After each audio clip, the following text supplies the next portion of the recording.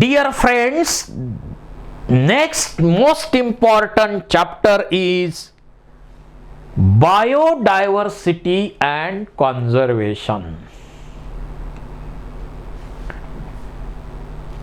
आपल्याला माहिती आहे की या अर्थ वरती फार मोठ्या प्रमाणावरती स्पीसीज आहेत. जवळपास 1.7 to 1.8 मिलियन स्पीसीज अर्थ वरती आहेत. त्यापैकी 1.2 मिलियन स्पीसीज ॲनिमलच्या आहेत आणि फक्त प्लांटच्या स्पीसीज किती आहेत तर 0.5 मिलियन.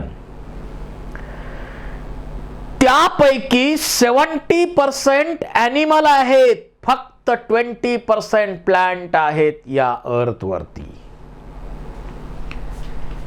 या चॅप्टर मध्ये आपल्याला levels of biodiversity, number of species on earth, patterns of biodiversity, loss of biodiversity, biodiversity conservation असे आर्टिकल स्टडी करायचे आहेत. पहा हा फोटोग्राफ. एडवर्ड विल्सन यांनी पॉप्युलर टर्म यूज केली बायोडायव्हर्सिटी.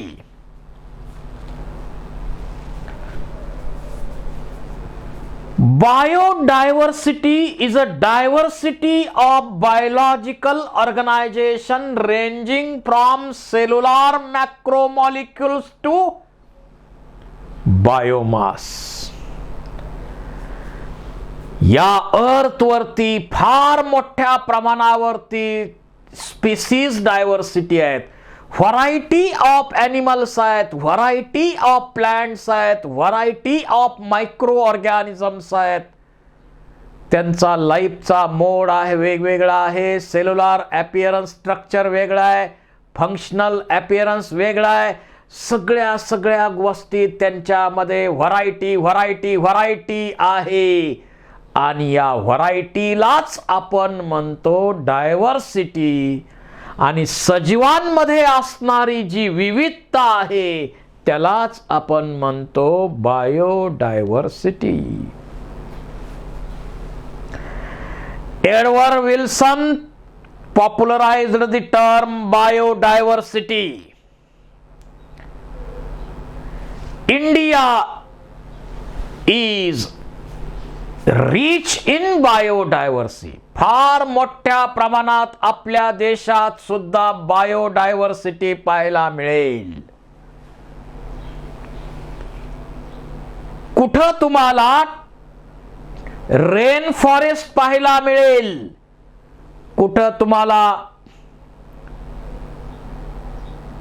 डेझर्ट कंडिशन पाहायला मिळेल, काही ठिकाणी वेटलँड कंडिशन पाहायला मिळेल. अशा अनेक प्रकारच्या कंडिशन आपल्या देशात तुम्हाला पाहायला मिळतील. So India is rich in biodiversity. सुरुवातीला आपण पाहणार आहोत पहिलं आर्टिकल या चॅप्टरचं आपण स्टडी करणार आहोत, levels of biodiversity. There are 3 levels of biodiversity like genetic diversity, species diversity and ecological diversity.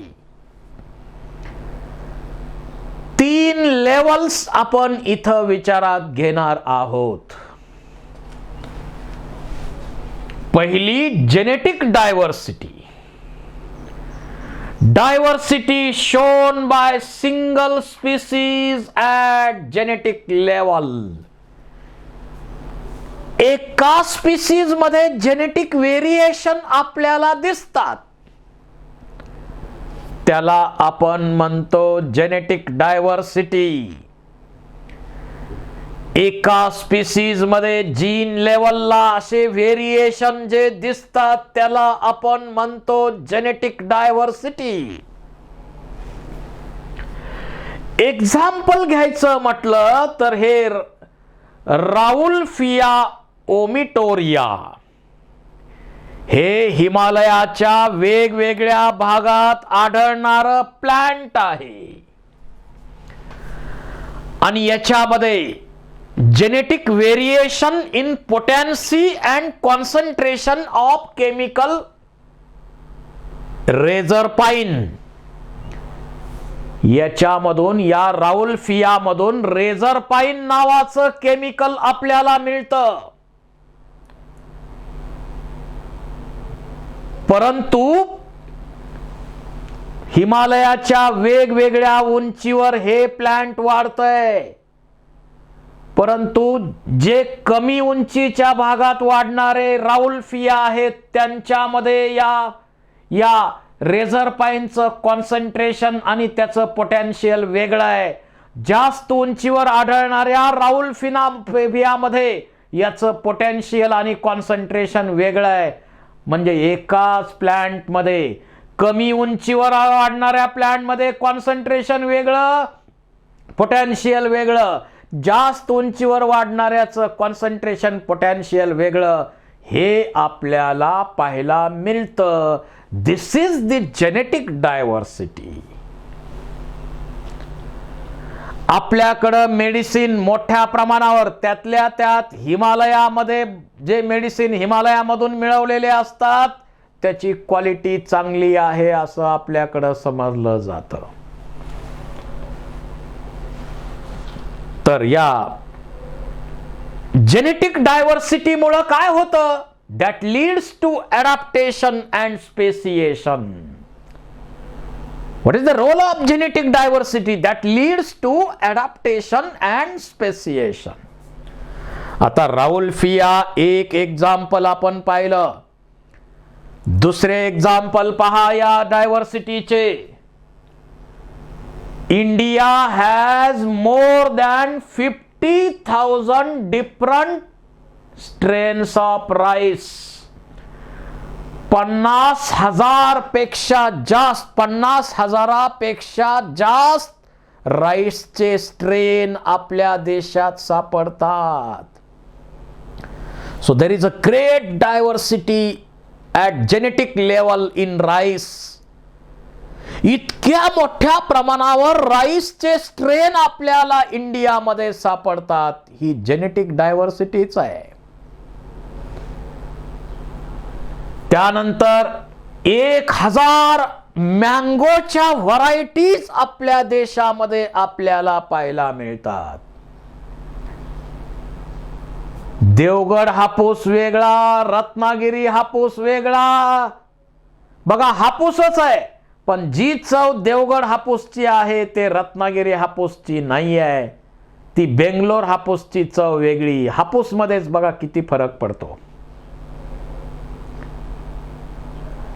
केशरची चव वेगळी आहे, केशर वेगळा आहे, नीलम वेगळा आहे, नीलगोवा वेगळा आहे. कितीतरी अशा 1000 व्हरायटीज आंब्याच्या आपल्याकडं पाहायला मिळतात. So there is a great diversity in mango also. 1000 species, 1000 varieties या मँगोच्या पाहायला मिळतात. So there is a great genetic diversity in mango also. 1000 मँगोच्या व्हरायटीज, या सर्वांचे फोटोग्राफ इथं लावलेले आहेत.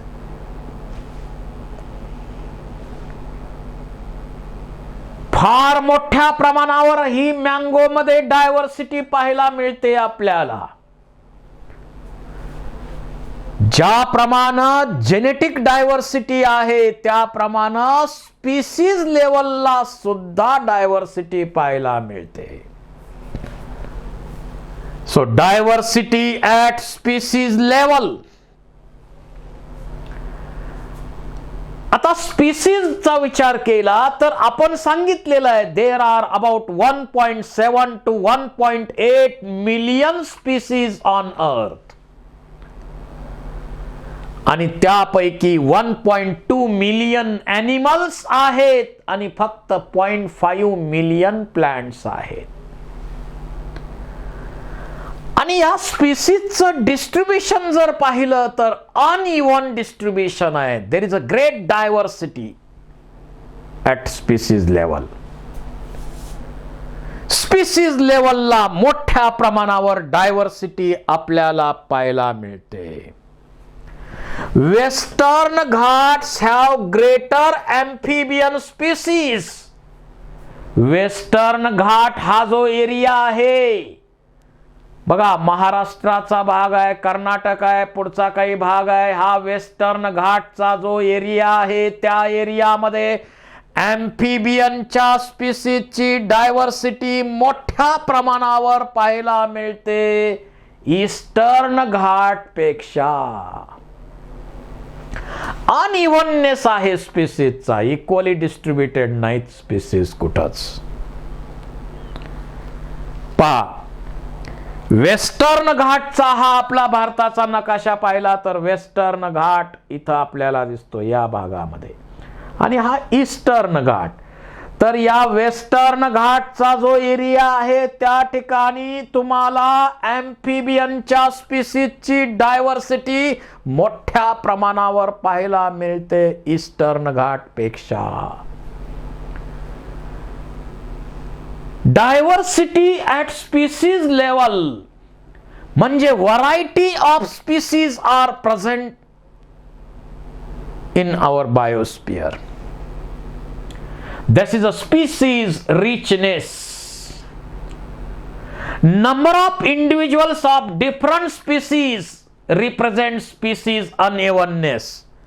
वेगवेगळ्या स्पीसीज वेगवेगळ्या एरियामध्ये कमी जास्त आढळतात. अनइव्हननेस आहे, इव्हननेस नाही आहे तिथं. The species in particular area is called as species richness.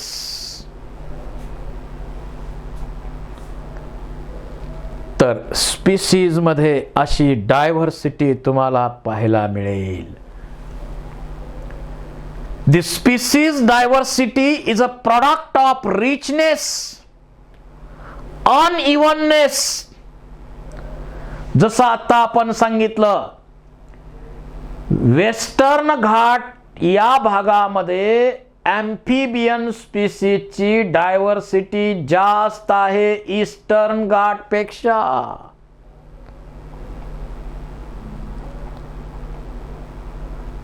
पहा, स्पीसीज मध्ये डायव्हर्सिटी मोठ्या प्रमाणावर पाहायला मिळते. Species diversity. त्याचबरोबर थर्ड पॅटर्न आहे ecological diversity. That is a diversity at ecological level, ecosystem level. जर इंडियाचा विचार केला तर आपल्या देशामध्ये डेझर्ट इकोसिस्टीम पण आहे, रेन फॉरेस्ट इकोसिस्टीम पण आहे, मँग्रोव्ज आहेत, कोरल रीफ आहेत, वेटलँड आहेत, इस्च्युरीज आहेत, अल्पाईन मेडोज. इतक्या प्रकारच्या इकोसिस्टीम आपल्या देशामध्ये पाहायला मिळतात. So there is a variety of ecosystems observed in India. अनेक प्रकारच्या इकोसिस्टीम्स आपल्या देशात आहेत. म्हणजे इकोसिस्टीम लेवलला सुद्धा आपल्याला डायव्हर्सिटी पाहायला मिळते.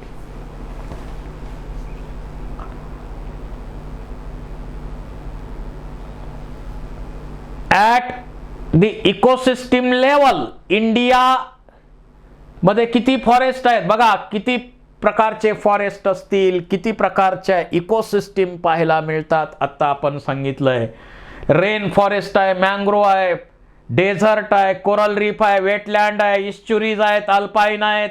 कितीतरी डायव्हर्सिटी आपल्याला यामध्ये पाहायला मिळते. पहा, इकॉलॉजिकल बायोडायव्हर्सिटी इथं पाहायला मिळते. Rain forest, rain forest, Amazon forest, फार महत्वाचं आहे ॲमेझॉन फॉरेस्ट. तुम्ही ॲमेझॉन नाव ऐकलेलंच आहे, पण त्या ॲमेझॉन फॉरेस्ट बद्दल आपण चर्चा या चॅप्टर मध्ये करणार आहोत. पुन्हा rain forest, rain forest, mangroves, mangroves, coral reefs, coral reef, wetland, जिथं पक्ष्यांचे थवे त्या पाण्यातले ॲनिमल्स खाण्यासाठी तिथं एकत्र येतात, हे वेटलँडचा एरिया आहे. Wetland, wetland. इश्चुरी म्हणजे जिथं नदीचं पाणी आणि समुद्राचं पाणी एकत्र येतं, असा खाडीचा भाग म्हणजे इश्चुरी. इश्चुरी, नदीचं पाणी आणि समुद्राचं पाणी जिथं एकत्र येतं त्याला आपण म्हणतो estuary. Estuary, estuary. Alpine, Kashmir असेल, हिमाचल प्रदेश आहे, इश्चुरी अल्पाईन फॉरेस्ट तिथं पाहायला मिळतात. अल्पाईन फॉरेस्ट असे पाहायला मिळतात. Desert, Greenland forest, alpine. त्याचबरोबर डायव्हर्सिटी आणखी 3 प्रकारच्या आहेत. अल्फा डायव्हर्सिटी म्हणजे डायव्हर्सिटी ॲट कम्युनिटी लेवल.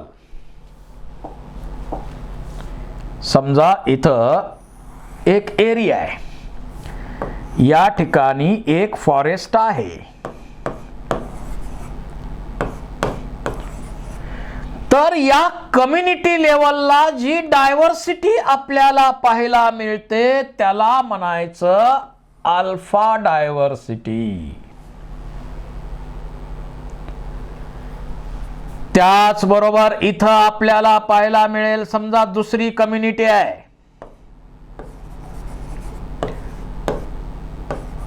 ही दुसरी कम्युनिटी आहे, अशी ही एक कम्युनिटी आणि ही दुसरी कम्युनिटी. अशा 2 कम्युनिटी मध्ये जी डायव्हर्सिटी आहे तिला आपण म्हणतो beta diversity. So beta diversity is diversity in between 2 communities. आणि डेल्टा डायव्हर्सिटी म्हणजे इथं पूर्ण एरियामध्ये हॅबिटॅट जी आहे, हॅबिट आहे, त्या हॅबिट लेवलला टोटल हॅबिट जे आहे या सर्व कम्युनिटीचं मिळून ती झाली डेल्टा डायव्हर्सिटी. तर काही वेळा यावर क्वेश्चन विचारले जाऊ शकतात, तुम्हाला माहिती असावं, तुम्हाला माहिती असावं. त्यानंतर according to IUCN 2004 more than 1.5 million species described so far. हा 2004 चा डेटा आहे. But according to Robert May, global diversity or global estimate about 7 million species would have on earth. परंतु मेयर म्हणतो की या अर्थ वरती 7 मिलियन स्पीसीज असल्या पाहिजे. He considered species to be discovered in the tropics. Tropic मध्ये only 22% of total species have been recorded. Tropical region मध्ये सर्वात जास्त स्पीसीज आहेत. आणि आत्ताचा डेटा सांगतो की 20 to 50 मिलियन स्पीसीज अर्थवरती असाव्यात आणि दरवर्षी 15,000 स्पीसीजची त्यामध्ये भर पडते.